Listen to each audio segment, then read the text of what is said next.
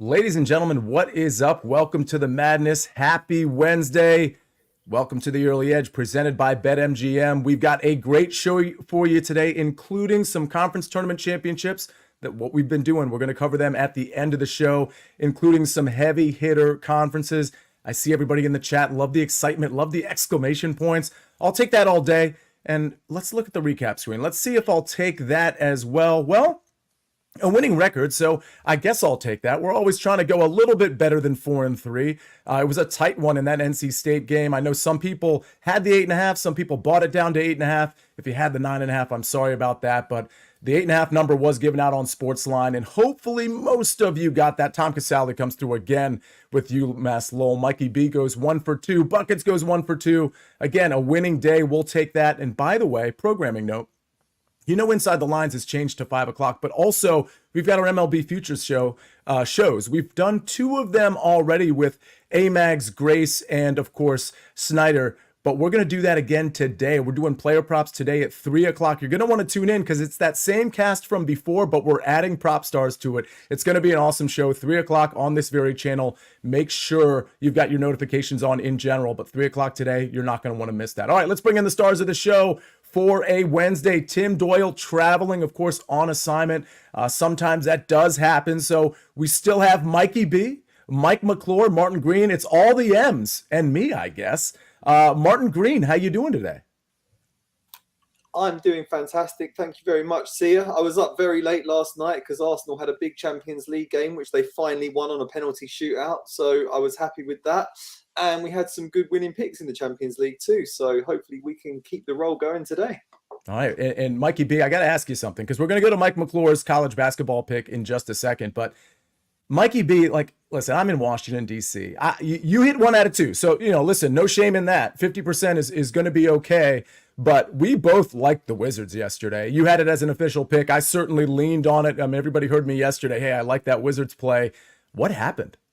Yeah, the second quarter killed them. The Grizzlies were just running into the paint every time they had the ball. They were up by, I believe it was like 26 points at one point. The Wizards finally figured it out. They had to cut it down to 6 points in the fourth quarter, but no interior presence there. Bad second quarter, Wizards. Yeah. Yeah, it's interesting because, again, like people might be saying, oh, what do you mean? What happened? It's the Wizards. I mean, Memphis had nobody on the floor, and the Wizards had basically their starting 5, their starting rotation. So, all right, Mike McClure, speaking of teams that have been, I don't want to say underwhelming because, we've got to play in this Butler game. And I'll admit, I took Butler a couple of times this year, and they burned me a couple times. I feel like Butler is a good team, but they haven't quite put it all together. What do you like in this Butler game today? Yeah, see, I like Butler here against the spread. Played them plus 1.5. You can find this between 1 and 2 in the market. I think the market's just a little off here. I made Butler a -3 favorite. But to your point, Sia, Butler and really Xavier, they're both teams that can absolutely compete in any given scenario. Just kind of a product of the Big East Conference overall. There's a lot of teams, just like the Big 12, that may not have the impressive resumes getting into tournaments, but certainly better than average college basketball teams overall. But I like this matchup for Butler. I think Xavier is the team that's a little more concerning here. Xavier's coming in off of back-to-back losses to Marquette, which is to be expected, and then to this Butler team. But just before that, they allowed 93 points to Georgetown. If you follow the Big East, you know Georgetown, not a great program at this point. So they've lost a lot of games in there. But when we get to tournaments and neutral site environments, there are a couple things that really stand out when you look for teams that are overachieving in certain areas. The thing that I like about Butler here, they're a fantastic free throw shooting team, which is very, very important in this neutral site format when you remove some of that home court advantage here. They shoot almost 80% as a team. But what's more impressive for them and what really helps in this format, their defensive free throw rate. They're one of the best teams in college basketball in terms of not putting their opponent on the foul line. I think they're comfortable with the pace in which Xavier wants to play. So for me, this is just one of those situations where it's a competitive basketball game. I'm going to bet on the team on the neutral site here that I think is a little better. I know they're going to knock down their free throws, and they're very good defensively without fouling. So give me Butler here plus 1.5. Very interesting. And Mike, I got to say, I really see. Okay, everybody, you don't know how subtly nice Mike McClure is. He knows I'm a huge Georgetown Hoyas fan, and he could have said something way worse about the state of the Georgetown Hoya program right now. But he just said, not very good right now or at this point in time. I really appreciate you softening that blow. By the way, Big Cheesy says, great to be back. Sick kids has not been fun.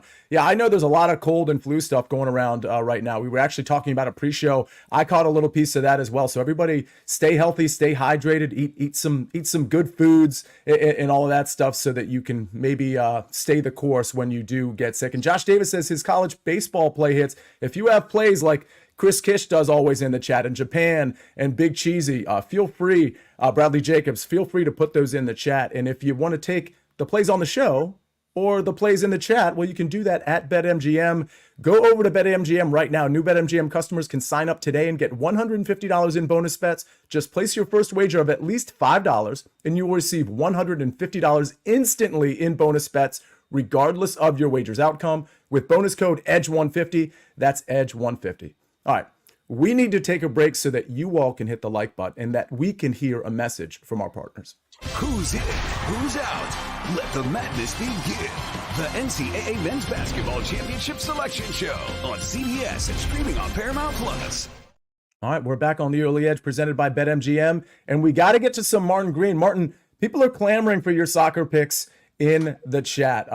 JB says that you're his favorite Martin. I don't know is there any other Martin contending other than Martin Lawrence? Put it in the chat. Are there other famous Martins besides Martin Green and Martin Lawrence? Because I don't know that I can think of any. Maybe Mike or Mike will have something on that as well. But Martin Green, you have 2 soccer picks. It is your turn. Go ahead.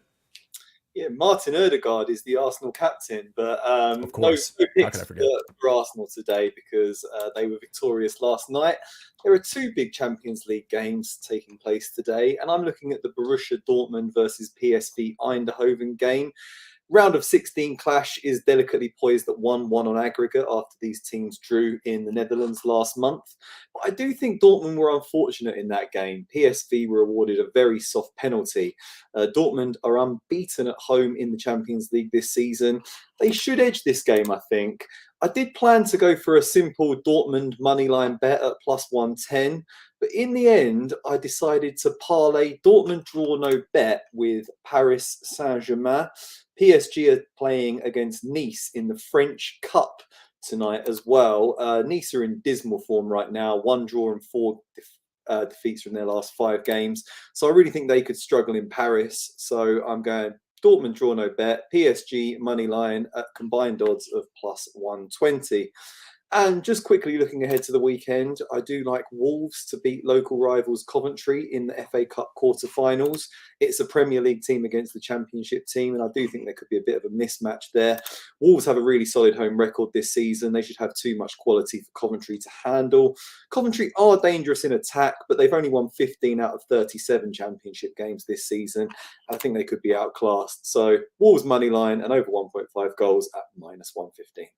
All right, love both of the plays. Love the chat, by the way, because I forgot some really important Martins. Martin Sheen, Martin Scorsese, Martin Landau, which is so old school, I love. But Chris Kish, he knows my favorite show of all time, my favorite sitcom, of course, is Frasier. And he mentioned Martin Crane. I mean, granted, that's a fictitious character, but it's still a great answer. Martin Crane, an all-timer character, underrated, understated character on Frasier, of course. May he rest in peace. Passed away a few years back. All right, let's get to my picks. By the way, great job, chat.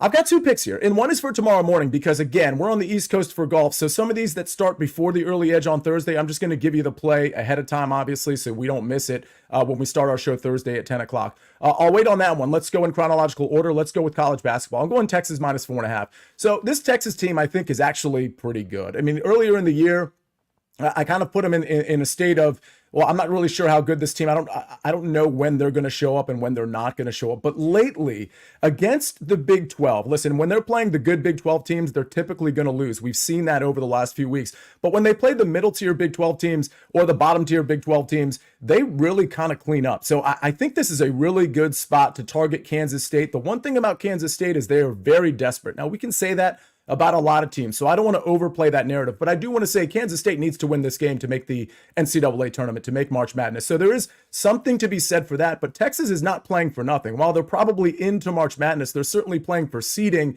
and I mean, that's going to be really important, especially once you get into like the second round. You're going to want a higher seed, even the first round, considering where Texas is at. So both teams have plenty of incentive, but Texas is the much more well-rounded team, offensively and defensively. Kansas State, a very good defensive team. I don't know how much they're going to be able to score, but what I love about Texas is they get scoring from a lot of different areas. It's not just Dessou. They've got other guys that can absolutely fill it up. And so I really think Texas, at the end of the day, is going to put up enough points to pull away from Kansas State. I'll take them -4.5 at -115. And I think if you get this at -5, I think that's okay too. I don't think it'll ever tick up to 5.5, but -5 I'm okay with. If you can find it at 4.5, even better. Maybe it'll go down to 4, but I seriously doubt that. Okay, so let's go to golf. By the way, that's at, I think, 7 o'clock tonight. Let's go to golf. We're going to go to a round 1 3-ball, and I'm going to target Russell Henley. We're going to put some money on Russell Henley. If you watched the early wedge yesterday, you know that Patrick McDonald pretty big on Russell Henley this week. Now, I'm not as big on Russell Henley, don't get me wrong, but in this particular matchup, I really like him. Steve Stricker, this is more of a Champions Tour guy. While this might be a pretty good course fit for a Champions Tour player, I don't think Steve Stricker and Russell Henley really should be in the same conversation. So the guy I'm really worried about is Bryce Garnett, who won last week. You know, there was not the main PGA tournament, but the offshoot. Bryce Garnett won that one. And so I guess you could say he's in good form. But again, that was a sort of a different class. And I don't know that he's just going to jump into this tournament and regain the same form he had last week. I mean, it was in a miraculous, and nobody expected Bryce Garnett to win last week. He played really well. But if we go back 3, 4, 5 weeks, or at least 3, 4, 5 tournaments, Bryce Garnett hasn't really been in great form. So I do see that as an outlier. Russell Henley has been good on this course. So I think this is a pretty good opportunity. Russell Henley -105 over Bryce Garnett and Steve Stricker. This one starts, I believe, at 8:30 Eastern Standard Time. So obviously you're probably going to want to get that one in tonight. All right. So Texas -4.5, Russell Henley -105 in a 3-ball. This 3-ball should be at most books. Those are my 2 plays. And next, we're going to go to Mikey B. Mikey B, you went 1 for 2 yesterday. My Washington Wizards let you down, so that's on me. My bad. But you've got 2 props. What do you got? First, we're going to do Bam Adebayo under 10.5 rebounds. I don't do a lot of unders, but I really like this one. He's averaging 10.4 rebounds per game for the season, but he's grabbed fewer than 11 rebounds in 8 of his last 9 games. The last time he took on the Nuggets, he had just 8 rebounds despite playing 36 minutes. With Nikola Jokic leading the way, the Nuggets have given up the 6th fewest rebounds per game in the league. So I'm going to take under 10.5 rebounds for Bam Adebayo. And then we're going to stay on the glass. We're going to do Brandon Miller over 4.5 rebounds at -145. He's averaged 36 minutes over the last 6 games because the Hornets are so shorthanded with injuries. During that span, he averaged 6.7 rebounds. He had at least 5 rebounds in all 6 games. The last time he played the Grizzlies, he had 6 rebounds despite playing just 31 minutes. The Grizzlies have given up the 2nd most rebounds per game in the league. They shoot for a terrible percentage. They don't have a lot of size. So we're going to pay the juice and go Brandon Miller over 4.5 rebounds. Yeah, that reminds me of Brandon Miller on Monday, because I believe it was Larry Hartstein, a.k.a. Maestro, who had Brandon Miller over 2.5 threes. He ended up getting 3 3-pointers, 3 of 10. So not the best shooting percentage, but he hit the 3. Just like Larry said, because he said the game prior, Brandon Miller took 10 3-pointers and only made 2, so he missed it on that one. But anytime you're getting a guy tossing 10 3-point attempts, like, that's going to look pretty good. But in this case, obviously, we're looking at rebounds, not 3-pointers. Brandon Miller certainly getting the playing time there, and Bam Adebayo under 10.5 rebounds. I think that's it. Hey, Mikey B, let me ask you this real quick. I don't know if the line's moved, but that line, I think, opened Denver -3 at Miami. I thought that was a bit of a curious line. It made me kind of lean towards Miami because I thought it was kind of short, kind of like baiting me into Denver. Any take on that game whatsoever? Yeah, they played I think I would probably go with the under. When they played last time, I believe they combined for 200 points. 2 very good defensive teams, 2 slow-paced teams. So if I was going to take something there, I would probably just take the under rather than mess around with the spread. Yeah, that makes a ton of sense. And I'm actually looking at what that is. But all right. So, ladies and gentlemen, so here's what we're going to do. We've got some big conference tournaments to talk about. It's going to be me and Mike McClure. I think we're covering, let's see, the SEC, the Mountain West, and the Big Ten. So, Mikey B and Martin Green. Oh, by the way, Martin Green, before I let you go, you win. You win the Martin contest. Martin Luther King, of course. There you go. I'm so caught up with pop culture that I didn't even go to the yeah, that's the winner right there, Martin Green. Thank you for adding that one in. But with that, I got to let you go. I got to let Mikey B go because we're going to talk some conference tournament stuff. And by the way, there's even more picks in the chat. Big Cheesy, I see you. So we're going to take a quick break and we're going to come back. It's going to be me and Mike McClure. Hang on. The blackout mystery remains. Welcome to March Madness. You just never know in the tournament who is going to shine. Stream March Madness live on any device, anywhere, and be ready for anything. Joe Neuenfeld says, Mike McClure says, keep Martin here to discuss the Mountain West, or perhaps the Martin West. How about that? And Martin Truex, a man after Mike McClure's art, Joe McClanahan says Martin Truex. That's a good Martin as well. Martin Van Buren. Oh my gosh, a president of the United States, right? Yeah. Wait, am I getting that wrong? I'm all confused. Martin Van Buren, yes. Big Ten odds. All right, let's go to something that's more in my wheelhouse here. So we've got Purdue at the top. So Mike, I do want your commentary just a little bit here on Purdue. Forget about the Big Ten tournament odds. I just, I understand they have Zach Edey. I understand they have a great team. For some reason, when I look at Purdue, I'm like, no. This team's not going to beat Houston in a Final Four. They're not going to beat Tennessee in a Final Four. Maybe I'd throw in like UNC and that. Like there's obviously a handful of teams. UConn. Before we get into the Big Ten tournament odds, your commentary on Purdue, like I understand they're the real deal. Do you expect them to be cutting down the nets after March Madness? I don't expect them to win the entire thing, but I do expect them to make the deep run here, Sia. I think that this is the most complete version of this team. We all know how great Zach Edey is, how much of a challenge it really is to defend him. If there are teams that know how to defend him, it's certainly Big Ten teams overall. But I've been really impressed with their guard play down the stretch, actually. I think they're a great team overall. I don't like them to win everything because I think there are a lot of great teams out there. I also think the 2 and 3 seeds, at least projected at this point in this region where Purdue would be in the NCAA tournament, can make some noise. So love them in the Big Ten. Don't necessarily love them to win it all. All right, and by the way, speaking of big, we're going to cover the Big East here too. I mentioned the Mountain West, SEC, and Big Ten. We're going to do Big East tournament odds as well, so hang on for that. And hang on for the recap screen as well. Okay, so let's get to the Big Ten odds. I see Purdue here at -110. Obviously, we just discussed them. Illinois starting to play a little bit better, starting to come together, +300. Nebraska, towards the end of the season, they started to come on. And then there's Michigan State at +1,000. Michigan State this time of year, it's a tired narrative, but it usually comes through at +1,000. Any value in any of these guys, Mike? I think there's a little value on Purdue, and then down the board, the one that stands out to me is Ohio State. The Ohio State, this number reflects what they've done throughout the course of the season. I do not care about the entire season for them. I care about the last basically 10 to 12 games where they've been a much, much better team here. So I like Ohio State. You can see behind me, I've got Purdue and Ohio State with the football helmets. Not sure how to represent the basketball teams as well on the backdrop, but these are the two teams. I think Purdue wins the conference tournament.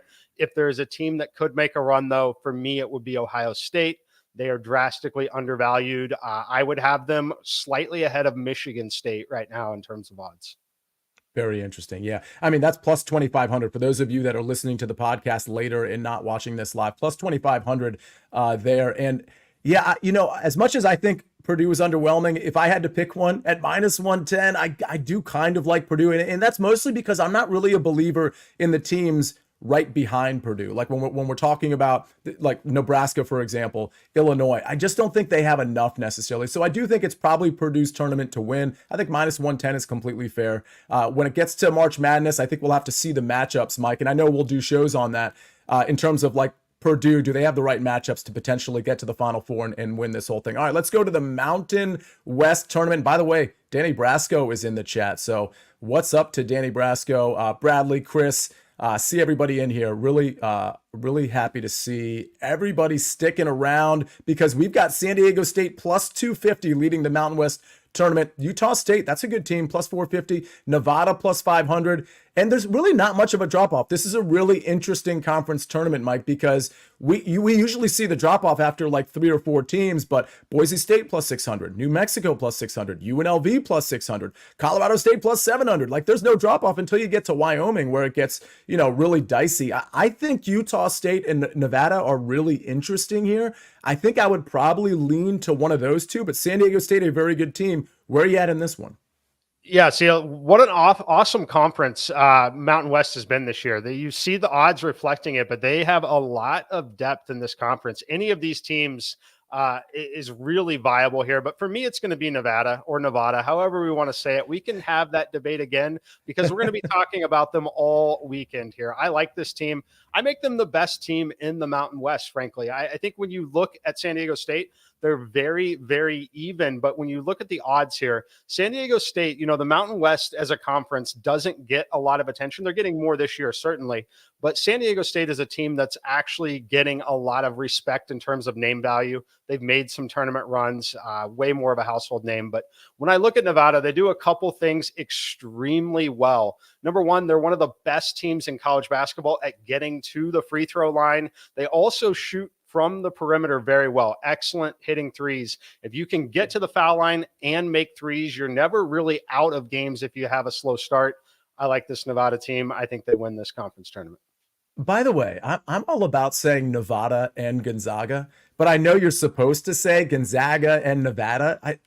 I feel like we need to start a new trend. I think we just need to change the narrative on how to say the A. By the way, I'm looking at the likes here. I'm just saying we've got like a 4 to 5 to 1 ratio. We have a lot of people watching, but we don't even have 100 likes yet. Like that's not good. Everybody, if you haven't already hit the like button, that's the thing you do, not at the end of the show. That's the thing you do right when you get into the show. You hit the like button, and then you get into the chat. Super, super easy process. I even do it myself. I cheat. I hit the like button before the show as well. All right, let's go to, by the way, I'm in on Nevada.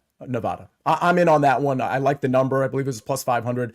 That's the one I like as well, as I mentioned before. SEC odds, before we get to the Big East, let's pull that one up. I mean, speaking of parity, speaking of a lot of teams that could win, I mean, we go down the board. It's Tennessee plus 160, Auburn plus 250, then Kentucky, then Bama. Listen, I think Florida at plus 1600 is in play. Then you get to South Carolina. Listen, South Carolina can beat some teams. We've seen them go on the road. These will be neutral sites, but we've seen them go on the road and beat some very good teams. So I actually think this is potentially like 6 teams deep. Now, can teams like South Carolina and Florida make a consistent run and win the SEC tournament? I don't know, Mike. What do you think?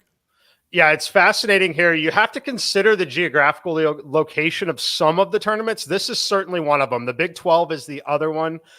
This tournament is here in Nashville, just across the street, literally. I'll be walking across the street to these. This will be closer to a home court environment for 2 teams, Tennessee and Kentucky. Kentucky is the team I want to talk about a little bit. We know how good they are offensively. They've struggled defensively a lot of the season. However, they've improved drastically recently, hitting their stride at the right time. I like them in this building. I like that the fans will show up here. To me, it's a 2-horse race between Kentucky and Tennessee. Love both of them in the NCAA tournament format. I think Tennessee is more built for that format. I think that Kentucky, with the offense, the pace of play, they can hit threes, very good free throw shooting team as well. I think that Kentucky is the play here in the SEC tournament. Tennessee is the play in the NCAA tournament. Yeah, and I know you had Kentucky at Tennessee on Saturday. I do that show, Mike, by the book. I do this rapid fire segment, and Kentucky was one of my plays on that as well. A very impressive team. Can we put those odds back up real quick, Jake? Because I want to see some of those other teams that are with Kentucky. Yeah, I'm not in on Auburn, especially on a neutral court, Alabama on a neutral court. I think I agree with you. I mean, obviously Tennessee's a good play, but probably Kentucky. I don't know. I'd sprinkle on Florida just because it's a long enough number, but realistically, maybe that's not the play. I just want to point out that I do think Florida has some viability once we actually get to March Madness. All right, let's check out the Big East. This is my conference that I grew up with, and it's been watered down a little bit with some teams leaving over the decades, over the years, but we've got UConn. This is the top dog, right, in any conference. Minus 165, Creighton plus 375, Marquette plus 650. I don't know, Mike, if Tyler Kolek is going to be back for the Big East tournament. I trust he's going to be back for March Madness. I don't know. Maybe you have an answer to that, but I don't know if we know if Tyler Kolek's going to be back. That's a really big deal. And if he's not, I think Marquette's chances are also watered down a bit. Then we go to Villanova. St. John's has some talent. And then Seton Hall, Providence, none of these teams are. It's funny, Georgetown isn't even on this list, by the way, which is hilarious. But UConn, is that where you're going, or are you finding value a little bit down the board, Mike? I like Creighton here, Sia. Creighton's a team that I only really want to back at home or on neutral sites. The road environment hasn't been great for them, but they have all the recipes as a team that can be very successful. I like them in the NCAA tournament as well. Around 30-1, that price point is available currently. UConn is clearly the best team, but again, neutral court environment will certainly feel like a home game for UConn at MSG if they were to meet there. But when I look at Creighton, they are a phenomenal free throw shooting team, very underrated defensively. But what I care about most in neutral sites as well, they can play and defend without fouling. Number one in college basketball in terms of defensive free throw rate, not going to give up a ton of free points, can definitely hit the deep shot. I think that they're built for tournament play, neutral site play. So I like them. The only comment I would make on UConn, if you like UConn, it's not comfortable the first round there, but they project as a team that you're far better off backing on a rollover parlay basis. So essentially go bet them on the money line, whatever it is in their first game, take the winnings, roll it on over, all of that money into the money line in the next game. Go that way, you're going to get a much better price point than the current number of -165, especially if they run into Creighton, where that money line in that game would probably be less than the number is right now, or right around that number. But again, you'd be farther ahead because you would have already bet them on the money line ahead of that. Yeah, I do like how Creighton is built for tournaments, and this tournament and for March Madness. So plus 375, a good number. I think if we get news that Tyler Kolek is healthy and back, I really do like the plus 650 on Marquette. This is a very good basketball team, really well coached offensively and defensively. Really like what Shaka Smart is doing with that program. Okay, don't go, because we have the recap screen, and I do want to tell you also, and by the way, if I didn't already mention, I would probably also go with Creighton there, but again, I'd consider Marquette depending on the injury news. Don't forget about the early edge bracket challenge. I know some people already signed up yesterday. I really encourage you to just get this out of the way in terms of entering now. Again, it's officially March Madness, and that means it's officially March, and that means madness. Join the early edge bracket challenge and compete against our cappers, that's us, for prizes and bragging rights. First place takes home a year's subscription to SportsLine. Link for the bracket pool is in the description. In the description right now. See terms and conditions for offer details. Go ahead and check that one out. This chat, by the way, before we bring up the recap screen, I do want to thank you, because I said, hey, everybody hit the like button, and it went up like 50 likes, just like that. So really appreciate you. I would say just do us a favor and hit it when you come into the show as opposed to the end of the show. That always helps. All right, let's take a look at the recap screen before we get out of here. Martin Green, Dortmund, DNB. Plus PSG moneyline plus 120, Wolves moneyline plus over 1.5 -115. Mike McClure, speaking of the Big East, he likes Butler plus 1.5 at -110. Mikey B, Bam Adebayo under 10.5 rebounds -130, and Brandon Miller over 4.5 rebounds at -145. And I've got Texas tonight -4.5 at -115. And the players, it starts tomorrow morning, but this one starts at 8:30 in the morning in terms of this 3-ball. Russell Henley -105 over Bryce Garnett and Steve Stricker. Ladies and gentlemen, that was a full show. We missed Tim Doyle, but we filled it up regardless with Mike McClure, with Mikey B, and of course with, I don't know, at this point, is he our favorite Martin? We listed so many Martins. I don't know. He might be third place at this point, because there was a lot of good stuff in that regard. But we love Martin Green, and we love Jake the Snake on the 1s and 2s. Don't forget, 3 o'clock, we've got our MLB Futures show. We've got Inside the Lines at 5 o'clock. We've got Early Edge tomorrow. Don't forget about the Early Wedge, which is already in your feed with picks from me, Patrick McDonald, and Eric Cohen. We have a lot going on. Turn your notifications on, ladies and gentlemen. It is going to be an incredible week, an incredible weekend, and an incredible few weeks of college basketball. Have a great Wednesday. This is the Early Edge. I am the counselor. We rest our case.